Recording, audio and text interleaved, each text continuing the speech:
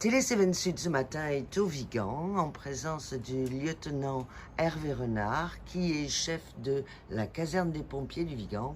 Bonjour Hervé. Bonjour. J'aimerais que vous nous entreteniez sur les risques de feu et surtout peut-être que vous clarifiez l'utilisation des barbecues, ce genre de choses, surtout dans cette période de sécheresse intense. Alors tout à fait, donc ce qui est sûr c'est qu'à cette époque, en période de sécheresse bien avérée, l'emploi du feu du 15 juin au 15 septembre est totalement proscrit. Donc l'emploi du feu interdit à cette période. Alors pour ce qui est de la particularité des barbecues, des tolérances sont acceptées. Chez les particuliers, les barbecues attenant à la maison en dur reste possible, mais être avec la plus grande vigilance de la personne qui l'utilise.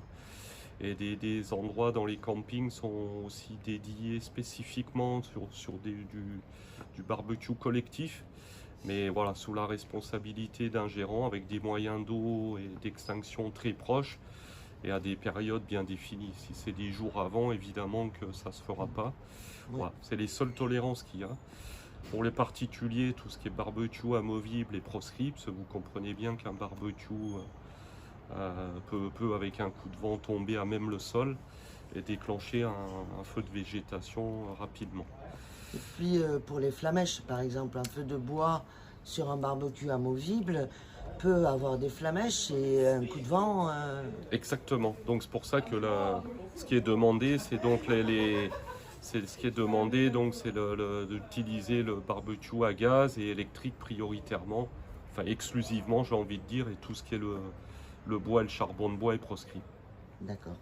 Y a-t-il d'autres préconisations pour éviter un feu par rapport au débroussaillage, etc. Parce que nous avons en tant que propriétaire, enfin on a en tant que propriétaire une réglementation qui nous oblige à débroussailler pour les 200 mètres autour des maisons. Par rapport à une débroussailleuse, etc. Peut-être que les gens ne sont pas à l'aise avec la réglementation. Pourriez-vous nous préciser un petit peu ce qu'on doit faire? Oui, alors tout à fait. Alors sur la réglementation des zones de débroussaillement autour des massifs, du coup, tous les jours, la préfecture du 15 juin au 15 septembre publie une carte sur l'information sur le risque feu de forêt, où il faut, je vous donnerai le site à taper, c'est le risque prévention incendie de la préfecture du Gard.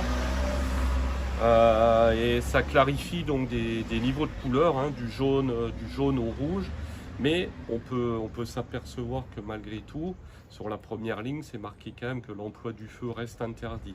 Bon, pour autant, sur la zone, si elle est en secteur moindre, en secteur jaune, il y a des tolérances de pouvoir quand même débroussailler pour un particulier et avec des horaires définis, qui sont des horaires de 6h à 11h le matin et après en plein après-midi, en pleine chaleur où c'est pas du tout conseillé de le faire. Alors après, c'est une question d'emploi de la débroussailleuse. Est-ce qu'il vaut mieux utiliser le fil qui est nylon et donc moins dangereux par rapport aux lames? Oui, tout à fait. Un emploi du fil, mais sur ça reste des machines thermiques quand même, avec toujours un risque. Mais évidemment que les débroussailleuses à lame ou les faucheuses ont beaucoup plus de risques au contact après de pierres à l'amorce du sol de déclarer une amorce quelconque et démarrer un incendie effectivement. Ouais. Après, je pense aussi aux particuliers qui sont peut-être fumeurs. Est-ce que vous pourriez leur dire quelques précautions à prendre s'ils vont en forêt, ou si c'est en voiture? Ouais, bien sûr. Alors la cigarette, le mégot, ça reste un sujet fort d'actualité également pour déclencher un début d'incendie. Bon, évidemment, en véhicule, les passagers qui pourraient fumer et ne pas jeter les mégots par les vitres, évidemment. De s'arrêter, de faire une pause, c'est idéal, de mettre dans des cendriers. Et chez les particuliers, également pareil, de bien, et si vous baladez en forêt, et bien, également, voilà, d'avoir peut-être sa petite bouteille d'eau ou pour mettre les mégots dedans. Et ça, c'est l'idéal. À chaque fois, moi j'ai envie de dire, c'est le bon sens du citoyen lambda qui doit être conscient de ce qu'il peut engendrer derrière et de faire des gestes qui paraissent évidents, quoi. Voilà. Tous les cas d'écraser très très bien son mégot par terre et de ne pas le jeter comme ça peut évidemment déclencher des départs. On n'est pas à l'abri. Ouais. D'accord. Et pour, par exemple, je vois qu'ici, nous avons la forêt domaniale de l'Égual, qui est ouverte à tous les publics, mais dans nos collines, souvent, il n'y a que des propriétés privées, et par contre, il y a des chemins qu'on appelle des FCI, et l'utilisation de ces chemins est-elle ouverte à tout public? Alors la question voilà, sur les pistes des FCI, hein, défense de la forêt contre l'incendie, sont normalement des accès qui débouchent une sortie, une entrée, mais qui sont verrouillés et seul l'emploi des forestiers sapeurs, des sapeurs-pompiers sont les seuls utilisateurs de ces pistes à cette époque. Voilà. Une Et personne les ayants lambda, les ayants droit. Voilà. Oui. Mais une personne lambda, un véhicule lambda ne peut pas circuler sur cette piste. Alors après, des gens piétons, en balade, peuvent les emprunter, mais en véhicule motorisé, normalement, c'est ouvert qu'aux ayants droit et aux professionnels de l'incendie pour circuler sur ces pistes. D'accord. Merci de cette clarification. Pourriez-vous nous parler un petit peu aussi du brevet de secouriste, comme on l'appelait dans l'ancien temps, c'est-à-dire le PSC1, parce que je crois que ce serait bien si les gens étaient plus au courant de comment se passe une formation, comment on fait pour la faire, et parce que sauver une vie, c'est quand même une des choses les plus importantes. Ouais, tout à fait. Alors sur la partie secourisme, secours à personne, ce qui représente donc chez nous 80-85% de nos missions, hein, par rapport au feu de forêt qui est en ce moment d'actualité.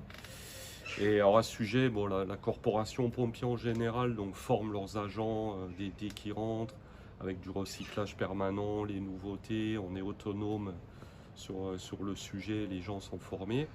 Et après, évidemment, pour attirer du grand public à passer une bonne alerte, à faire des bons gestes, effectivement, les pompiers, on arrive, nous, on a un delta, un temps à intervenir selon où on se trouve, particulièrement nous dans les Cévennes, où des fois, attendre une ambulance, ça peut être 20 à 30 minutes. Et alors, c'est intéressant que les personnes qui appellent les secours puissent être formées également pour pouvoir mettre quelqu'un, par exemple, sur le côté, ce qu'on appelle une PLS. Oui. Déjà au départ de bien pouvoir se localiser, dire où il est, ce qu'il voit, d'avoir une adresse précise et tout en découle derrière pour une arrivée rapide des secours. Alors oui, nous on incite les gens à se former alors, à travers toutes les associations qui existent, Croix-Rouge, Protection Civile, etc. Et l'association des sapeurs-pompiers du Gard existe aussi et forme aussi du grand public dans le domaine du secourisme. Est-ce que vous seriez pour une formation automatique dans les collèges et lycées? Ce serait l'idéal, évidemment. Alors, c'est des choses qui se mettent en place, je pense, déjà petit à petit. On est déjà intervenu faire de l'information dans les collèges, lycées. Mais bon, là, c'est quelque chose, après, qui, à mon niveau, me dépasse, hein, qui sont à mettre en place, je pense, avec l'État. Mais oui, je pense que c'est une base de pouvoir former dès le départ, au plus jeune âge, dans les collèges, lycées, les fondamentaux du secourisme, ça peut être qu'un plus-value pour nous. Ouais. D'accord.